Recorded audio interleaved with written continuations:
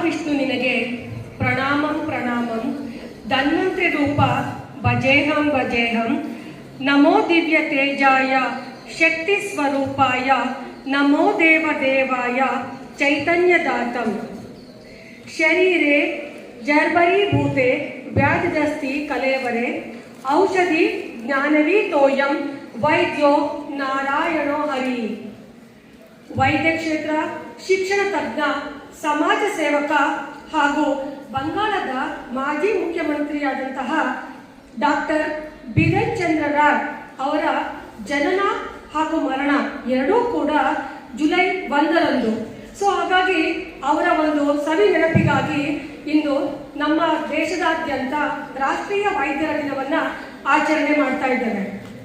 ವೈದ್ಯರು ದೇಶದ ಆರೋಗ್ಯ ವ್ಯವಸ್ಥೆಯಲ್ಲಿ ನಿರ್ಣಾಯಕರವಾದ ಒಂದು ನಿಲುವನ್ನು ತೆಗೆದುಕೊಳ್ತಾರೆ.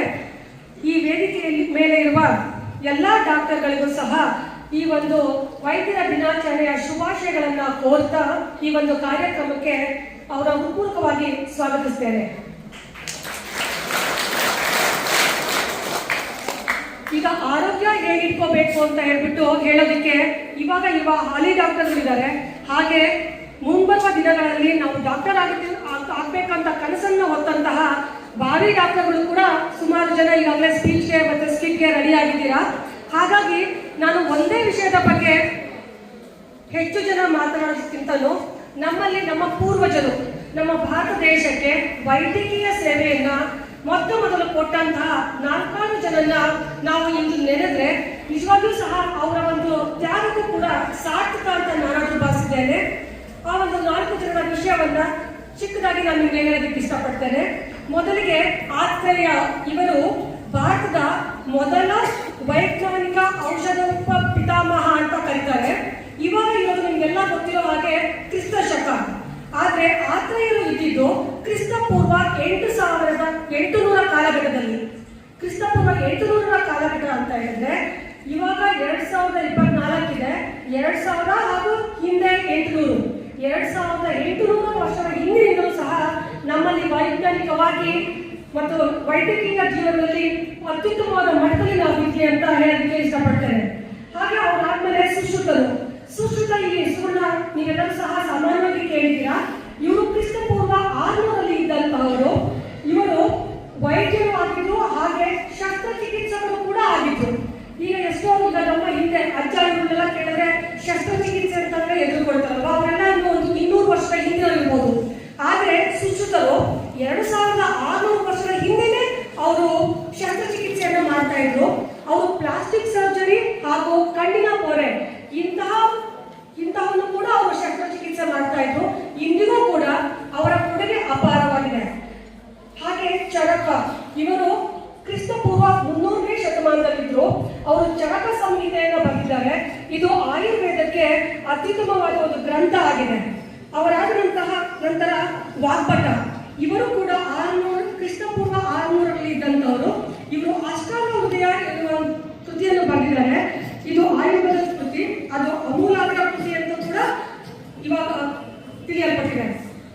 ಮೊನ್ನೆ ನಾನು ಹೀಗೆ ನಮ್ಮ ಪರಿಚಯದ ಒಬ್ಬರ ಮಾತಾಡ್ಬೇಕಂದ್ರೆ ಅವರು ಹೇಳ್ತಾ ಇದ್ರು, ಬೆಂಗಳೂರಲ್ಲಿ ಅವ್ರ ಸಂಬಂಧಿಸಿದ ಒಬ್ರು ಕೇವಲ ಒಂದು ಜ್ವರ ಅಂತ ಹೋದಾಗ ಒಂದು ದಿನ ಅವ್ರಿಗೆ ಏನಕ್ಕೋಸ್ಕರ ಜ್ವರ ಬಂದಿರ್ಬೋದು, ಅದು ಯಾವ ಜ್ವರ ಅಂತ ಹೇಳ್ಬಿಟ್ಟು ನೋಡೋದಿಕ್ಕೆ ಅಂತಂದ್ರೆ ಎಲ್ಲಾ ಟೆಸ್ಟ್ಗಳನ್ನು ಮಾಡಿ 40,000 ರೂಪಾಯಿ ಬಿಲ್ ಮಾಡಿ ಕೊನೆಗೆ ಇದು ನಾರ್ಮಲ್ ಜ್ವರ, ನೀವೇನು ಎದುರ್ಕೋಬೇಡಿ ಅಂತ ಹೇಳಿ ಡೋಲೋ 650 ಕೊಟ್ಟು ಕಳಿಸಿದ್ರಂತೆ. ಆದ್ರೆ ನಾವೆಲ್ಲ ಎಷ್ಟು ಪುಣ್ಯವಂತರ ಅಲ್ವಾ, ನಾವು ಹುಡಿಯಾರಲ್ಲಿ ಏನಾದ್ರು ನಮ್ಗೆ ಜ್ವರ ಅಂತ ಹೋದ್ರೆ ಕೇವಲ 100 ರೂಪಾಯಿಯಲ್ಲಿ ಮೆಡಿಸನ್ ಕೂಡ ತಗೊಂಡು ನಾವು ಮನೆಗೆ ವಾಪಸ್ ಬರ್ತೀವಿ. ಹೌದಲ್ವಾ ಮಕ್ಕಳ? ಸೊ ಹಾಗಾಗಿ ನಿಜವಾಗ್ಲೂ ಸಹ ಇಂತಹ ಒಂದು ಪ್ಲೇಸ್ ಅಲ್ಲಿ ಇರುವ ನಾವು ನಿಜವಾಗ್ಲೂ ಸಹ ಪುಣ್ಯವಂತರು ಅಂತ ನಾವಾದ್ರೂ ಹೇಳ್ಬೋದು. ವೈದ್ಯರು ನಮ್ಮ ಸುತ್ತಮುತ್ತ ಇರುವ ವೈದ್ಯರು ನಿಜವಾಗ್ಲೂ ಸಹ ಅವರ ಒಂದು ಇವತ್ತು ಅವ್ರಿಗೆ ಥ್ಯಾಂಕ್ಸ್ ಹೇಳಲೇಬೇಕು ಅಂತ ನಾನಾದ್ರೂ ಭಾವಿಸಿದ್ದೆ. ಯಾಕಪ್ಪ ಅಂತ ಹೇಳಿದ್ರೆ ಕರೋನಾ ಸಂದರ್ಭ ನಿಮ್ಗೆಲ್ಲ ಗೊತ್ತೇ ಇರ್ಬೋದು. ಅವಾಗ ಹೆಂಗಿದ್ದಪ್ಪ ಅಂತ ಹೇಳಿದ್ರೆ ಮನೆಯವ್ರಿಗೆ ಕಾಯಿಲೆ ಬರಕ್ ಬೇಡ ಅನ್ನೋದಿರ್ಲಿ, ಸದ್ಯ ನನಗ್ ಬರ್ತಾ ಇದ್ರೆ ಸಾಕಪ್ಪ ಅಂತ ಹೇಳ್ಬಿಟ್ಟು ಎಷ್ಟೋ ಜನ ಭಾವಿಸ್ತಾ ಇದ್ವಿ ಅಲ್ವಾ. ಅಂದ್ರೆ ಮನೆಯಲ್ಲಿ ಸ್ವಂತ ಅಪ್ಪ ಅಮ್ಮ ಮಕ್ಕಳು ಹಿಂಗೆ ಆಗ್ಲಿ, ಯಾರಾದ್ರೂ ಅಪ್ಪ ಅಮ್ಮ ಬಂದಿತ್ತು ಅಂತ ಮಕ್ಕಳೇ ಹೇಳ್ಕೊಳ್ಳೋ ಹತ್ರ ಹೋಗೋದಿಕ್ಕೆ, ಮಕ್ಕಳೇ ಅವ್ರನ್ನ ದೂರ ಇಟ್ಬಿಡೋರು. ಅಥವಾ ಮಕ್ಕಳಿಗೆ ಬಂದಿದ್ರೆ ಅಪ್ಪ ಅಮ್ಮ ಹೆಂಗಪ್ಪ ಮಾಡೋದು ಅನ್ನೋ ತರ ಯೋಚನೆ ಮಾಡುವಂತ ಸ್ಥಿತಿ ಇದ್ದಂತ ಅವ್ರಿಗೆ ಕಾಯಿಲೆ ಬಂದಿದೆ ಅಂತ ಗೊತ್ತಿದ್ರೂ ಸಹ ಅವರು ತಮ್ಮ ಪ್ರಾಣದ ಹಂಗನ್ನು ತೊರೆದು ಅವರು ಹಾಸ್ಪಿಟಲ್ಗೆ ಬಂದು ಎಲ್ಲಾ ಜನಗಳ ಶುಶ್ರೂಷೆಯನ್ನು ಮಾಡಿದ್ದಾರೆ. ಕರೋನಾ ಇರುವ ಹೆಮ್ಮಾರಿ ಹೋಗೋದಕ್ಕೆ ಕೂಡ ಅವರು ಕಾರಣಭೂತರಾಗಿದ್ದಾರೆ. ಇಂತಹ ತಮ್ಮ ಜೀವನದ ಹಂಗನ್ನು ತೊರೆದು ನಮ್ಮ ಕ್ಷೇತ್ರದ ಜನರಿಗೆ, ನಮ್ಮ ಇಡೀ ಹುಳಿಯಾರು ಹೋಬಳಿ ಇರ್ಬೋದು ಅಥವಾ ಚಿಕ್ಕನಾಯಕನಹಳ್ಳಿ ತಾಲೂಕು ಇರ್ಬೋದು, ಇಲ್ಲಿಯ ಜನರಿಗೆ ಸೇವೆಯನ್ನು ಮಾಡಿರುವಂತಹ ಡಾಕ್ಟರ್ಗಳಿಗೆ ನಿಜವಾಗಿಯೂ ಸಹ ನಾವೊಂದು ಧನ್ಯತಾ ಭಾವನವನ್ನು ಅವ್ರಿಗೆ ಸೂಚಿಸಲೇಬೇಕು ಅನ್ನೋದು ನನ್ನ ಭಾವನೆ.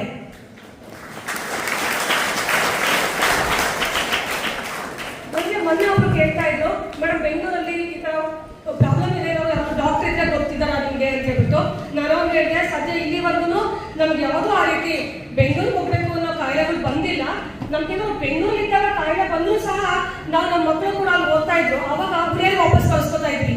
ಇಲ್ಲಿ ಬಂದು ಸಿದ್ದರಾಮಯ್ಯ ಡಾಕ್ಟರ್ ಅವ್ರ ಹತ್ರ ಟ್ರೀಟ್ಮೆಂಟ್ ತಗೊಂಡ್ರೆ ನಮಗೆ ಸಮಾಧಾನ ಆ ರೀತಿ ಇರ್ತಾ ಇತ್ತು. ಸೊ ನೀವು ಬೇರೆ ಕಡೆ ಹೋಗಿ ಅಷ್ಟೊಂದು ಸಾವಿರಾರು ಗಟ್ಟಲೆ ಕಷ್ಟಪಡೋದಕ್ಕಿಂತಲೂ ತುಂಬಾ ಕಡಿಮೆ ಬೆಲೆಯಲ್ಲಿ ಒಳ್ಳೆಯ ಆರೋಗ್ಯವನ್ನು ನಮಗೆ ಕೊಡ್ತಾ ಇದ್ದಾರೆ. ನಾವಿಲ್ಲಿರೋ ಎಲ್ಲರೂ ಸಹ ನಮ್ಮ ಜೀವನದಲ್ಲಿ ಒಂದಿನ ಏನೋ ಒಂದು ಕಾಯಿಲೆಯನ್ನು ನಾಡಿದ್ದು ಇದ್ದೇ ಇರ್ತೀವಿ. ಆ ಕಾಯಿಲೆಗಳು ವಾಸಿ ಆದ್ರೆ ಮಾತ್ರ ನಾವು ಮುಂದಿನ ಜೀವನಕ್ಕೆ ಹೋಗ್ಬೋದಲ್ವಾ? ಅಥವಾ ಅದು ಹಾಗೆ ಜಾಸ್ತಿ ಆಗ್ತಾ ಹೋಯ್ತು ಅಂತಂದ್ರೆ ನಮ್ಮ ಜೀವನ ಅಲ್ಲಿಗೆ ಕೊನೆಗಾಡುತ್ತೆ. ನಾವು ಇಷ್ಟು ವರ್ಷ ಇಷ್ಟು ಹೆಲ್ದಿ ಆಗಿರೋದಕ್ಕೆ ಮುಂದೆ ಕೂಡ ನಮ್ಮ ಆರೋಗ್ಯವನ್ನು ಕಾಪಾಡೋದ್ರ ಮೂಲಕ ನಮಗೆ ಪ್ರಾಣ ತ್ಯಾಗ ಮಾಡ್ತಾ ಇರುವಂತ ಡಾಕ್ಟರ್ಗಳಿಗೆ ಇನ್ನೊಮ್ಮೆ ನನ್ನ ನಮನವನ್ನು ಸಲ್ಲಿಸ್ತಾ ಎರಡು ಮಾತನಾಡಲು ಅವಕಾಶ ಕೊಟ್ಟಂತಹ ತಮ್ಮೆಲ್ಲರಿಗೂ ಹೊಂದಿಸ್ತಾ ನನ್ನ ಮಾತುಗಳನ್ನು ಮುಗಿಸ್ತೇನೆ. ಜೈ ಹಿಂದ್, ಜೈ ಕರ್ನಾಟಕ ಮಾತೆ. Thank you, ma'am, for your inspirational and genuine speech. A doctor is best out with the eye to see and treat weakness in mankind. He is the one who can give a hope when we are in low. So now I call upon our kind, heartful and hopeful doctors to speak about their life story, their achievements and about doctors. The man who does not read books has no advantage over the one who cannot read them. So now here is one of my comrade Himaditi to share few words on hematology.